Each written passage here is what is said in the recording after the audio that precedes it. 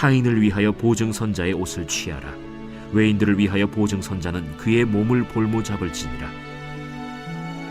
이른 아침에 큰 소리로 자기 이웃을 축복하면 도리어 저주같이 여기게 되리라. 다투는 여자는 비오는 날에 이어 떨어지는 물방울이라. 그를 제어하기가 바람을 제어하는 것 같고 오른손으로 기름을 움키는 것 같으니라. 철이 철을 날카롭게 하는 것 같이 사람이 그의 친구의 얼굴을 빛나게 하느니라. 무화과 나무를 지키는 자는 그 과실을 먹고 자기 주인에게 시중드는 자는 영화를 얻느니라. 물에 비치면 얼굴이 서로 같은 것 같이 사람의 마음도 서로 비치느니라. 스올과 아바도는 만족함이 없고 사람의 눈도 만족함이 없느니라. 도가니로 은을, 풀무로 금을, 칭찬으로 사람을 단련하느니라. 미련한 자를 곡물과 함께 절구해 놓고 공의로 찌을지라도 그의 미련은 벗겨지지 아니하느니라. 내 양떼의 형편을 부지런히 살피며 내 소떼에게 마음을 두라. 대저 재물은 영원히 있지 못하나니 면류관이 어찌 대대에 있으랴. 풀을 벤 후에는 새로 움이 돋나니 산에서 꼴을 거둘 것이니라. 어린 양의 털은 내 옷이 되며 염소는 밭을 사는 값이 되며 염소의 젖은 넉넉하여 너와 내 집의 음식이 되며 내 여종의 먹을 것이 되느니라. 할렐루야. 주님의 평강이 오늘 여러분들의 삶 가운데도 항상 함께 하시길 간절히 바랍니다. 오늘날 우리는 잠언을 통해서 삶의 지혜를 배우고 또 신앙인의 기본적인 자세에 대해서 보게 됩니다. 그런데 잠언의 가르침은 시대적 배경을 무시할 수만은 없습니다. 잠언의 저자들이 글을 작성하던 그 고대 중동 지역의 사회 문화적 배경 속에서 적용되었던 그 내용들이 오늘날도 문자 그대로 해석해서는 안 되는 것이죠.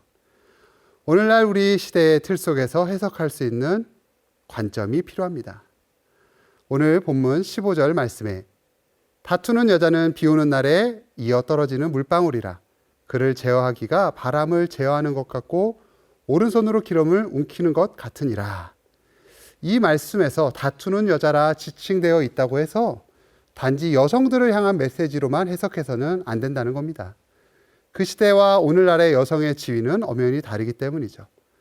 여성에 대한 이야기로만 보지 마시고 가정 안에서 서로 부부간에 다투는 남자, 다투는 여자, 다투는 부부, 다툼과 갈등에 포커스를 둔 이야기로 보는 것이 바람직해 보입니다.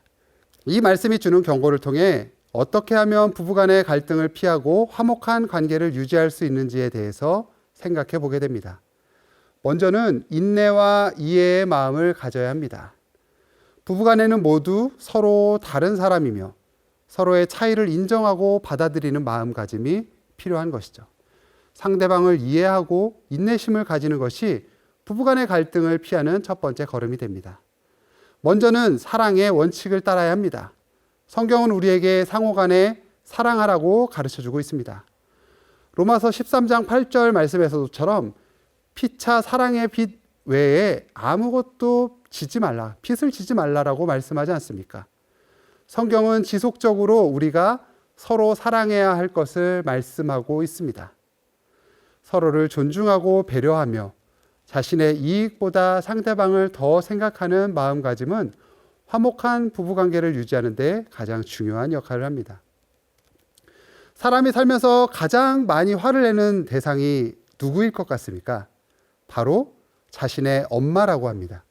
가장 가까운 사람한테 가장 많이 화를 낸다는 것이죠. 뇌과학자인 정재승 박사님은 이렇게 말하죠. 우리의 뇌에는 나를 생각하는 내가 있다고 하는 겁니다. 나를 인지하는 뇌의 영역이 있는 거죠. 그리고 타인을 인지하는 영역이 있다고 합니다.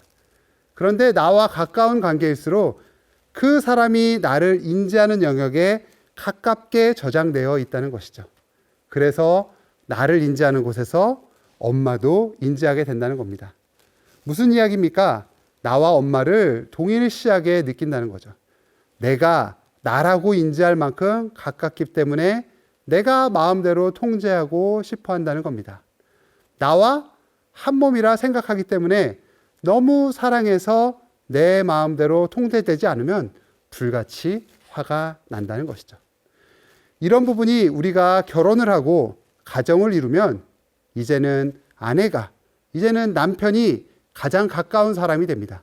그러다 보면 내 배우자를 나와 동일시하게 생각하게 된다는 것이죠.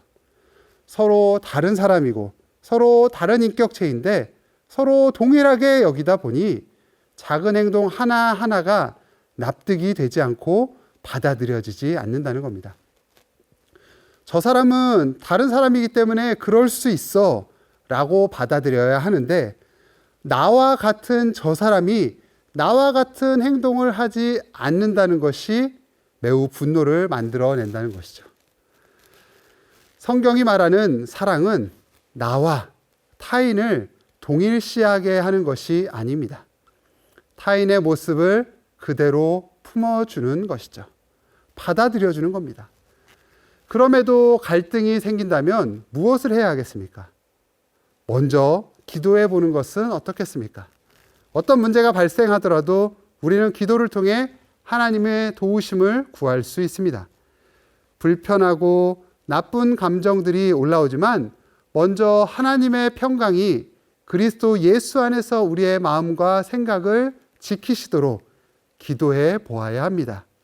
서로 간의 갈등의 요인들을 덮어두고 무조건 기도해라 라는 이야기를 드리는 게 아닙니다. 나의 마음과 감정들을 먼저 주님 앞에 내어드리고 주님이 주시는 마음으로 평안으로 이 문제에 접근해 본다면 이전에는 경험할 수 없었던 것을 그 새로운 길을 보게 될 수 있게 될 것입니다. 그것이 우리가 기도하며 또 신앙의 훈련을 통해 얻게 되는 매우 큰 유익인 것이죠. 그리고는 같은 목표를 향해 나아가야 합니다. 부부는 서로 다른 개성과 다른 성향을 가지고 있을 수 있지만 공통된 목표와 비전을 향해 한마음이 되어서 나가는 것 매우 중요합니다. 둘이 합하여 한 몸이 되었으니 그러므로 이제는 둘이 아니요 한 몸이다 라고 말씀하시는 그 성경의 말씀처럼 부부는 하나님 앞에서 하나로 여김을 받으며 마음과 뜻을 모아야 하는 것이죠. 이러한 가르침들을 토대로 우리는 서로를 존중하고 사랑하며 하나님의 도움을 기다리며 화목한 부부 생활을 이어갈 수 있게 됩니다. 기독교적인 원리와 그 신앙을 바탕으로 한 부부관계는 서로를 향한 사랑과 배려가 깊이 날로 깊어지며 또 튼튼한 믿음의 반석을 갖추게 되는 것이죠. 이어서 17절 말씀에서 쇠붙이로 쳐야 날이 날카롭게 서듯이 사람도 친구와 부대껴야 지혜가 예리해진다 라 말씀합니다. 17절에 친구에 대한 잠언이 다시 한번 나오고 있죠. 고대 가장 강력한 금속이 무엇이었습니까? 바로 철, 이 쇠붙이였지 않습니까? 철은 철로 날카롭게 만들 수 있었습니다. 이를 친구 사이로 빗대어서 가르쳐주고 있는 거죠. 친구와 친구 사이는 서로가 서로에게 부대끼며 서로에게 도움이 되어야 합니다.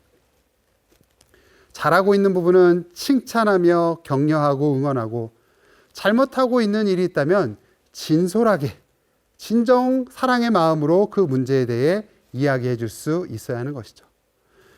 여러분에게는 이런 친구가 있으신가요? 좋은 말만 해주는 그런 사람 말고 단점도 약점도 진심으로 품어주며 위에서 격려하며 마음 써주는 친구가 있냐는 것이죠.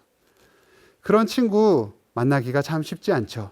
서로를 비추어 보며 서로에게 도움이 되는 관계, 진정한 친구 관계는 어려움을 지나봐야 그 진가를 알 수 있다고 하지 않습니까? 정말 서로 간의 신뢰가 필요한 부분입니다. 그런 우리에게 친구가 되어주시겠다고 하신 분이 계십니다. 요한복음 15장 15절 말씀에서처럼 예수님은 우리를 친구라 불러주셨습니다. 어떤 상황 속에서도 결코 우리를 포기하지 않으실 그 좋은 친구 대신 예수님께 여러분도 신뢰를 저버리지 않는 좋은 친구가 되는 것이 어떻겠습니까? 20절 말씀에 계속해서 이어집니다. 스올과 아바도는 만족함이 없고 사람의 눈도 만족함이 없느니라. 이 20절 말씀에서는 사람의 욕심이 끝없음을 지적합니다. 욕심을 사람의 눈과 빗대어서 비유하고 있는데요. 히브리어 스올과 아바도는 죽음 이후에 가는 장소로 알려져 있습니다. 욕심에 관한 유명한 말씀 있지 않습니까? 야고보서 1장 15절. 욕심이 잉태한즉 죄를 낳고 죄가 장성한즉 사망을 낳느니라. 사람의 욕심은 결국 죄로 이어지고 물질에 대한 욕심, 권력에 대한 욕심, 인정받고 싶음에 대한 욕심, 사람들의 마음을 얻고 싶은 욕심 등등 얼마나 많은 욕심들, 그 욕심은 끝이 없기 때문에 정상적인 방법으로는 끊어낼 수, 마무리할 수가 없다는 것이죠. 그렇기 때문에 그 욕심을 따라 사는 사람은 사망에 이르게 되고 결국에는 모든 것을 잃게 되는 죽음만이 남을 뿐이라 엄중히 경고하고 있는 것입니다. 오늘의 말씀을 통해 오늘 우리의 삶을 다시금 되새겨 봅니다. 우리의 부부는 어떠한 모습으로 살고 있는지, 서로 다투며 분내며 싸우며 그렇게 살아가고 있는 그런 모습들이 있는 것은 아닌지, 다시금 주님 앞에 먼저 기도해 보는 시간을 가졌으면 좋겠습니다. 각 가정마다 여러 사정과 여러 상황들이 있겠지만 그럼에도 주님을 의지하고 주님을 붙잡아서 주님의 마음을 내게 주옵소서 기도하시면서 그 문제와 상황들을 주님이 주시는 지혜로, 주님이 주시는 평강으로 이겨낼 수 있는 우리가 될 수 있기를 바랍니다.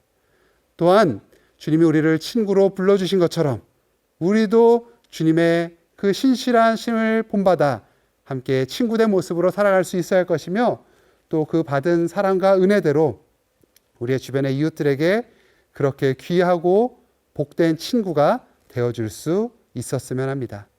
이 말씀이 오늘 하루 우리의 삶을 이끌어 주시고 붙들어 주시길 간절히 소망합니다.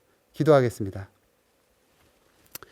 아버지 하나님, 우리의 가정의 상황과 환경들을 주님의 손에 의탁합니다.